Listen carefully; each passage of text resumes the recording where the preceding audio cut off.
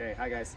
So my name is Brendan McKenzie and I'm the provincial coach for Saskatchewan Triathlon, and I'm going to talk to you guys about running form, and then I'm going to link you guys to some videos of NADA running and doing running drills that can kind of help you with our running form. So a couple things about running form is first off, our run speed is a product of two things. So it's a product of our stride rate times our stride length, meaning how fast I get off the ground, okay, times how far I go with every single step, basically.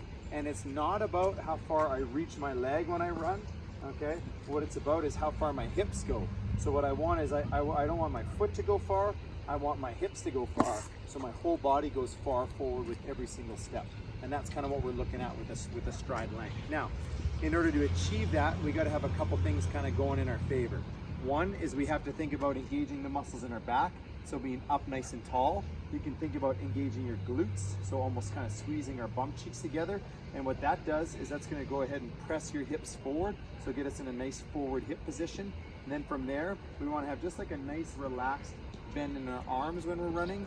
And from there, we want to think about getting good knee drive, getting our legs going forward, and keeping our toes up if we can when we're running.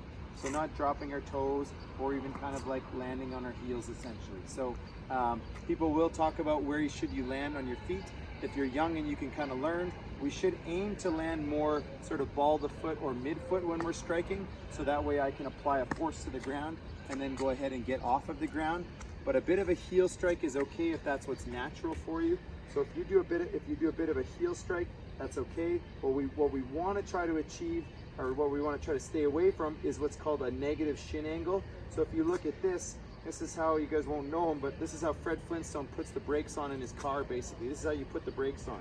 And we don't want to put the brakes on when we run. So if I'm going to land a little bit more on my heel, I want to get here and land on my heel, so that my shin is maybe going to be more vertical essentially when I'm landing, and not in that negative position. So those are the things we want to think about. Be up nice and tall, arms can be bent and then relaxed, and we want to think about knees up, toes up, contact in the ground, middle of the foot. Okay.